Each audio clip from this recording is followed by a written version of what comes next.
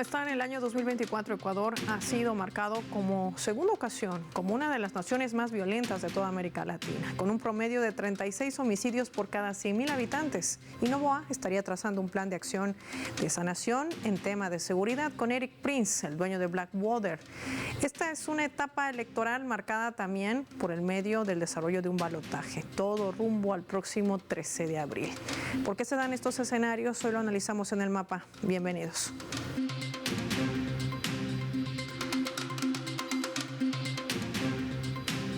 Les proponemos desplegar nuestro mapa y revisar algunos datos claves para poder entender todo este panorama. Veamos. Ecuador, alianza estratégica. Vamos a desplegar nuestro habitual mapa mundi, identificar a esta nación suramericana, ahí la tienen, con los colores de su bandera. En esta fotografía vemos al presidente de Ecuador, Daniel Noboa, y al ex militar Eric Prince, con el que conformó una alianza estratégica. Esta reunión se desarrolló en Carondelet. Prince, fundador de esta empresa de seguridad Blackwater, conocida por distribuir mercenarios a nivel mundial.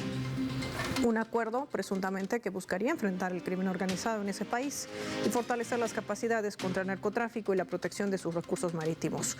Una amenaza que el propio mandatario no ha logrado frenar, más a un año de iniciar su mandato, donde prometía un Ecuador próspero y seguro, mientras que esa nación continúa registrando un alto índice de inseguridad y altas tasas de homicidios. El encuentro entre Noboa y Prince ha vuelto a sacar a la luz el pasado del fundador de Blackwater, quien a raíz de los escándalos vendió la empresa el año 2010 y cambió su nombre a Ex-E-Service en 2009, pero nunca dejó de realizar servicios de seguridad. Prince y sus asociados han sido vinculados con masacres en Oriente Medio, como la muerte de civiles iraquíes en la plaza Nisur, en Bagdad, acusaciones también de tráfico de armas, colaboración en operaciones en Libia, donde había enviado contratistas para apoyar a las fuerzas violentas, además de demandas innumerables que aquejan al pasado y también presente de esta organización mercenaria. ¿Qué representa esto? También lo vemos en nuestro mapa. El presidente candidato Daniel Noboa, por ADN, ha expresado que no se entregará el país a mercenarios. Es el justificativo que lanza para establecer este convenio, sino que dijo que contará con un ejército de las fuerzas especiales de Estados Unidos, Europa y Brasil. A tiempo que la candidata presidencial por el Partido Revolución Ciudadana, Luisa González, señalaba que la solución no es traer mercenarios al país, sino fortalecer las instituciones locales y trabajar en conjunto con la ciudadanía para recuperar la paz. Hay que recordar que el presidente de Ecuador ha estado envuelto en múltiples casos de corrupción y negocios familiares, como es el caso de la empresa llamada Noboa Trading, donde ha asegurado que la empresa no sería de su propiedad, pero sí hay miembros de su familia en ella. Noboa Trading exporta droga, es la denuncia que se hace a naciones europeas, al interior de cajas de banano, así como las supuestas irregularidades en el proyecto inmobiliario en Olón, impulsada por su esposa, en una zona protegida con varias responsabilidades de afectación al propio ecosistema ecuatoriano.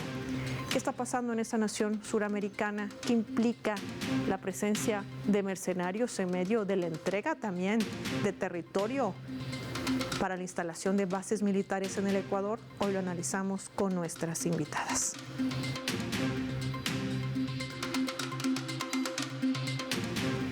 Desde el Ecuador se suma al mapa Carla Álvarez, especialista también en temas de seguridad. Qué gusto recibirte en Telesur. Gracias por tu tiempo. Bienvenida. Hola, buenos días. Un saludo a todos. Carla, vamos a bajar un poquito la música para poder escucharnos mejor. Yo te quiero preguntar, ¿qué representa el hecho de contratar mercenarios? Este grupo Blackwater, que además se especializa en supuestos temas de seguridad, ¿de alguna manera impacta en el tema del manejo que ha realizado la administración de Daniel Noboa? ¿Qué representa sobre todo dentro de las normativas internas y de la propia Constitución del Ecuador?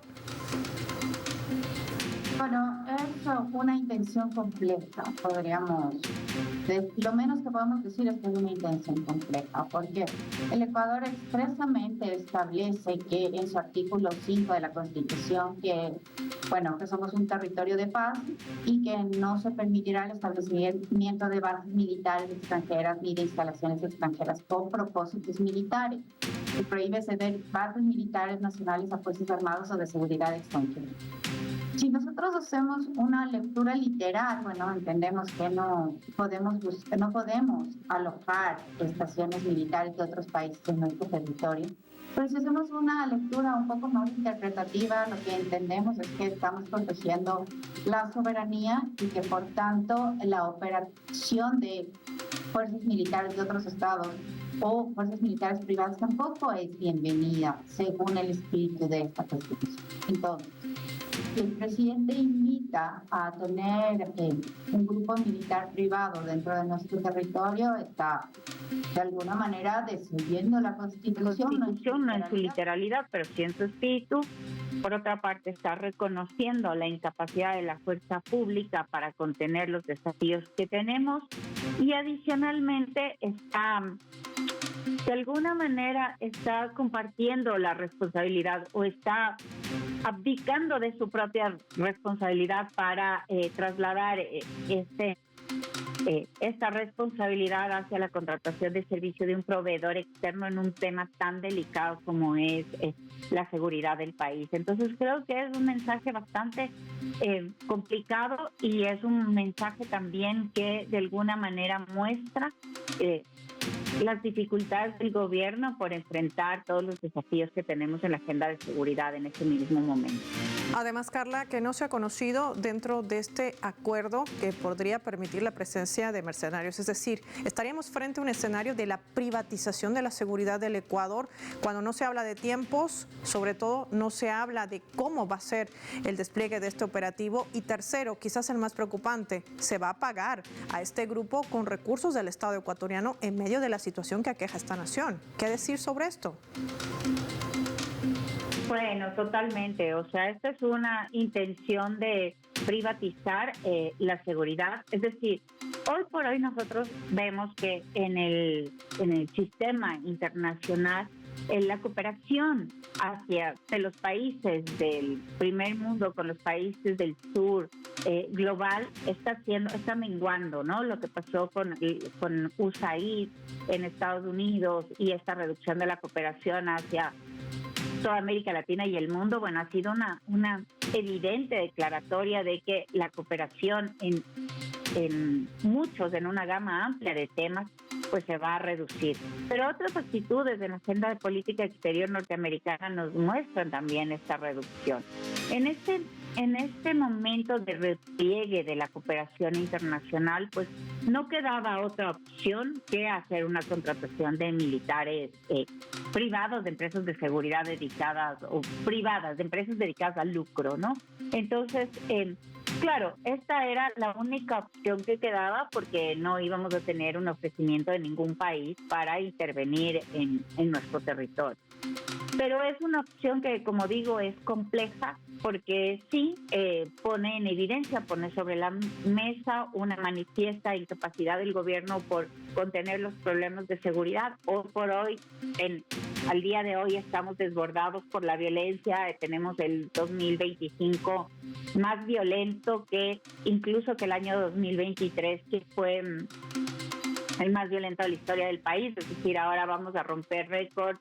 Y además llevamos mucho más de 1,000 muertos en estos pocos meses del año. Es decir, estamos en una situación compleja. Y el gobierno está poniendo sobre la mesa la incapacidad para controlar la violencia, pero además está, como tú dices, está diciendo voy a invertir en esto, voy a gastar unos recursos de los ecuatorianos, lo que, claro, implica tomar decisiones de inversión, no invertir en obra pública, no invertir en servicios sociales o en tragedias ambientales, porque también estamos teniendo este frente en Ecuador, y además no dotar con todo el equipamiento o no satisfacer todas las necesidades de la fuerza pública. Es una decisión arriesgada, me parece a mí, políticamente, que podría traer alguna tranquilidad a determinados sectores, pero que podría traer muchísima incomodidad a algunas instituciones, especialmente las de la fuerza pública. Entonces, creo que es una decisión bastante arriesgada, bastante compleja y que tampoco construye capacidades de largo plazo. Más se determina una decisión inconstitucional, lo decía nuestra invitada al inicio del programa, va en contra de las normas internas y va rumbo, por supuesto, a este camino, la privatización de la seguridad en medio de todo ese panorama tan complejo que aqueja al Ecuador. Gracias, Carla, por tu tiempo y por haber compartido datos precisos que nos ayudan a entender este acuerdo entre Daniel Noboa y Eric Prince, el fundador de Blackwater. Vamos a marcar nosotros una pausa y lo hacemos revisando nuestra escala.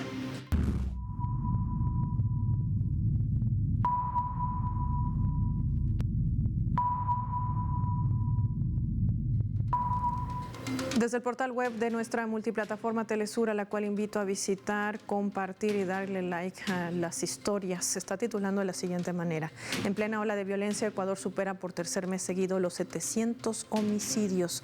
A pesar del estado de excepción vigente en varias regiones y otras medidas de seguridad para hacerle frente a la violencia y la inseguridad, Ecuador supera por tercer mes consecutivo los 700 homicidios. Ya lo decía nuestra invitada, más de 1,000 muertes en tan solo este 2025. Al contabilizar en febrero 736 crímenes, según cifras publicadas por el propio Ministerio de Interior del país.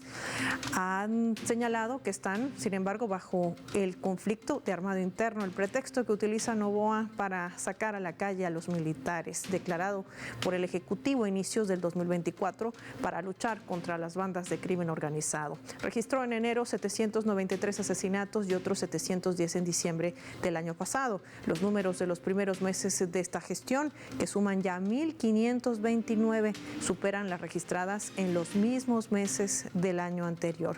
Hay que decir en lo que hubo 892 y las del 2023, en los que se cometieron cerca de 1,039 crímenes. Ese es el Ecuador que se va a balotaje el próximo 13 de abril. Ese es el Ecuador y la situación actual que aqueja a esa nación suramericana. Ya volvemos.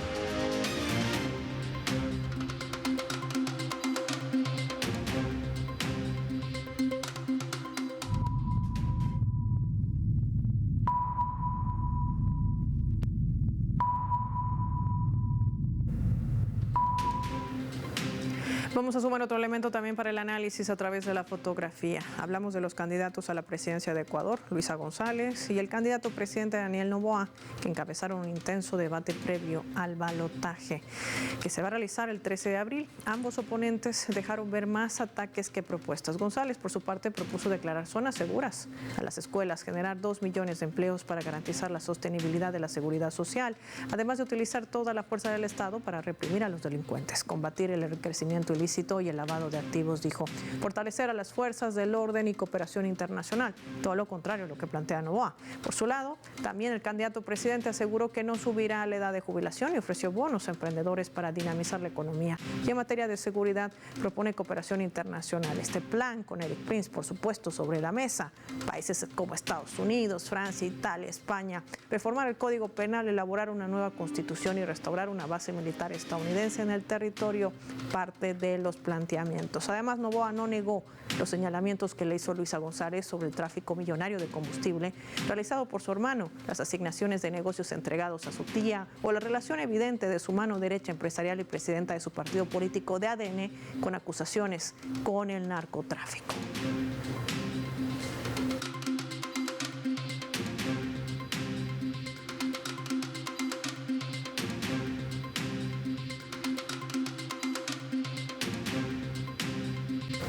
Vamos a analizar este escenario. También desde el Ecuador nos acompaña Irene León, socióloga, intelectual de la Red de Defensa de la Humanidad, experta también en análisis internacional. Qué placer tenerle con nosotros en el mapa. Bienvenida. Saludos, Paola, qué gusto estar en Telesur. Irene, hemos visto durante el desarrollo del debate a un candidato presidente que no escondía nada, más bien hace evidente toda esta estrategia trazada, no solamente durante su gestión, sino también de lo que pretende hacer para los próximos años. La presencia fuerte de la injerencia de Estados Unidos, habla de bases militares, de entregar la seguridad a terceros, es decir, ¿frente a qué escenario estamos y qué ha revelado en total este debate? ¿Qué nos dirías? Bueno, en primer lugar hay que enfatizar en que este presidente, Daniel Noboa, lo primero que hizo al llegar al poder hace 1 año y medio fue declarar al país en conflicto armado interno. Y además, lo único que ha hecho a través de eso es posicionar temas y conceptos que tienen que ver con una guerra cada vez mayor. Incluso en sus últimas alocuciones ya habla de guerrillas urbanas, de una cantidad de situaciones que no son necesariamente las que están sucediendo en el país. Entonces, sí, es claro que Daniel Noboa tiene una agenda de privatización del país, una transición hacia el mercado total del país, y los temas de seguridad y de defensa están en primera línea. Entonces estamos hablando por un lado de negocios y por otro lado de negocios privados para privados y desde privados, y por otro lado de una desintegración total del Estado, que es lo que están apuntando a finalmente continuar y más bien terminar de cumplir con esto en esta fase. Esto comenzó hace ya 7 años con el retorno al neoliberalismo y se viene profundizando día a día en Ecuador. Entonces, estas decisiones, esta exposición de Noboa de tener más acuerdos, a más de los convenios militares que ya firmó el país con Estados Unidos en los 2 últimos años, que son de altísimo tenor, ahora ya se transparenta su intención de transferir esas responsabilidades a privados como el ex Blackwater y poner esto en manos de mercenarios. Durante todo este tiempo, en Ecuador se habla de una falta de estrategia, que él anunció un plan Fénix al inicio de su mandato, que bueno, no ha hecho público sus contenidos, pero a través de los hechos es claro que el plan es transferir la seguridad y la defensa a empresas privadas y establecer actos que vulneran no solamente los derechos humanos, la Constitución del país, sino también al punto en el que hemos llegado, vulnera la proclama de paz de la CELAC. Es decir, se está poniendo en riesgo a América Latina y el Caribe al introducir estas dimensiones de guerra en un país que es declarado constitucionalmente como territorio de paz. Noboa pone en riesgo no solamente a Ecuador como país, sino también a las personas. Y ese quizás, Irene, sea el escenario más peligroso para el resto de la región. Entregar la seguridad a terceros, a mercenarios como miembros del ex Blackwater, y no solamente eso, permitir la reinstalación de bases militares a Estados Unidos en medio del contexto global actual. Esto también tiene una lectura geopolítica. Absolutamente, es decir, el paquete de los acuerdos militares previos que se firmaron hasta inicios de este año, contemplan esa ocupación militar del territorio en todos sus campos. Y bueno, además de contemplar una forma de intervención que puede proceder y suceder en cualquier tiempo y momento, hay cláusulas de impunidad, de inmunidad diplomática para los militares. Hay cláusulas que prevén que no pueden ser juzgados bajo la legislación y bajo la Constitución ecuatoriana. Esto sucedió también en otros contextos, como la guerra de Irak, donde también intervino Blackwater en ese momento. El dueño Eric Prince ha hecho acuerdos con Noboa.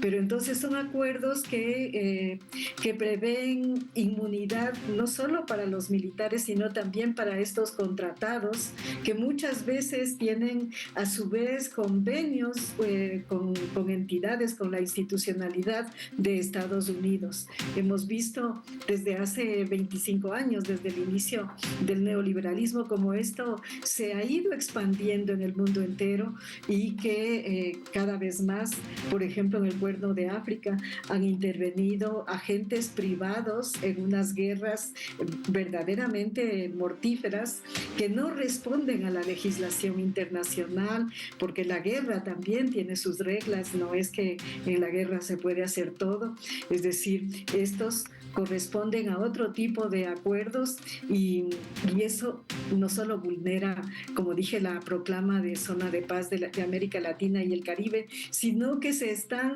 introduciendo estas prácticas de modo abierto, es decir, traer a América Latina, como ya sucede en El Salvador, a mercenarios que puedan actuar en distintos campos.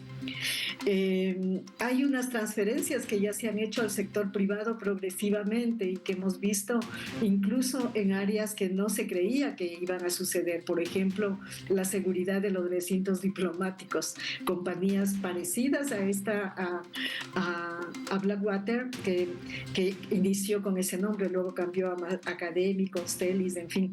Pero compañías de ese tipo actúan en estos campos. Entonces, es peligroso para Ecuador, para América Latina y el Caribe, para la región andina, este tipo de incursión de entes privados que no responden y no tienen ninguna responsabilidad estatal ni bilateral y que pueden involucrarse, como ya lo han hecho, en amplias violaciones a los derechos humanos y casos de ejecuciones extrajudiciales, desapariciones, etcétera, y que luego gozan de inmunidad en los países donde cometen estos hechos y incluso en el país de donde provienen, de Estados Unidos. Sobre este tema, hablando de legalidad, me gustaría conocer un poquito cómo avanza esta instrumentalización de la justicia, si se sigue aplicando en el Ecuador, ante las denuncias también que se han efectuado de los procesos instaurados contra el entonces presidente Rafael Correa, y qué tiene que ver con la nueva administración de Daniel Noboa. Te pido que nos acompañes a revisar nuestra leyenda.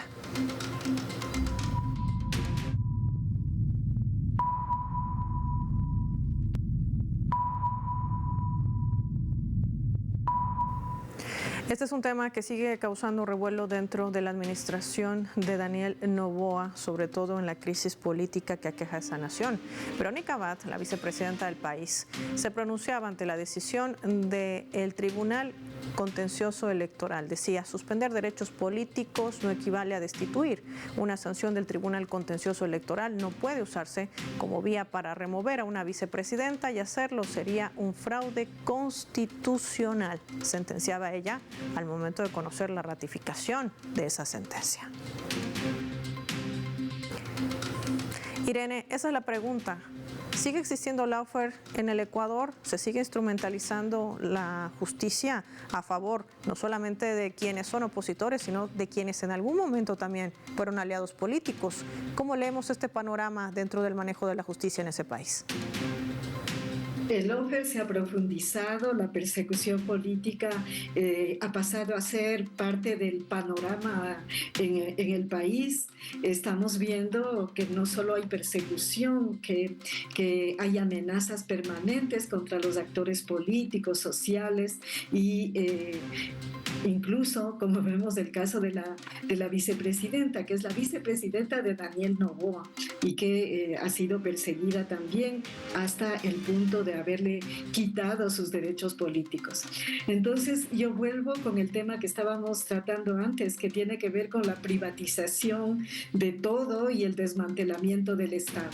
Es decir, este uso de la justicia para destruir la política, por ejemplo, en el caso de Ecuador, y de buscar a transitar hacia modos de gestión gerenciales y ya no políticos, ponen en escena este tipo de vulneraciones. Es decir, al achicar el Estado y al retirar la política del escenario, obviamente queda el país en manos de estos actores privados que coluden y que en todos los campos, entre sus intereses empresariales y los intereses del país, y en ese marco lo único que prevalece son sus intereses privados. Entonces, en el caso de Ecuador, Ecuador y la persecución política, no denunciamos suficientemente todo lo que sucede, pero se ha profundizado y en el momento mismo que estamos viviendo, en el contexto electoral, hemos visto amenazas serias contra la candidata Luisa González, que se presenta ahora como la favorita para ganar las elecciones aquí. Hemos visto casos de persecución contra otros funcionarios de varios poderes del Estado, el Consejo de Participación Ciudadana, la legislatura, en fin, aquí no se salva nadie. Y peor aún, con esta asociación que se ha profundizado durante la declaratoria de guerra interna de narcotráfico y política, al conceptualizar como narcopolítica o narcoterrorismo, los actores políticos que no coinciden con las posturas de la extrema derecha, del extremo capitalismo, que es el que está en la cúpula del poder, corren peligro. Entonces Ecuador está en una deriva muy peligrosa en todos los campos, y estas asociaciones que está desarrollando el presidente Daniel Noboa con actores privados que han sido criticados en el mundo entero por haber cometido exacciones humanas, son muy, muy peligrosas, como digo, no solo para Ecuador, para la región latinoamericana. Adicionalmente, actualmente está sobre la mesa un debate sobre las cuestiones migratorias y las políticas migratorias que ha propuesto el gobierno de Estados Unidos, Donald Trump. Y son muy riesgosas también la creación de escenarios y de territorios en los que se podrían desarrollar esta iniciativa de campos de concentración, primero para migrantes, pero luego puede ser para todo tipo de personas que son consideradas desechables por el sistema. Ahí están los puntos claros que nos brinda nuestra invitada Irene León, a quien agradecemos por haber respondido nuestra llamada hoy en El Mapa. Finaliza el programa y lo hacemos revisando nuestros vectores.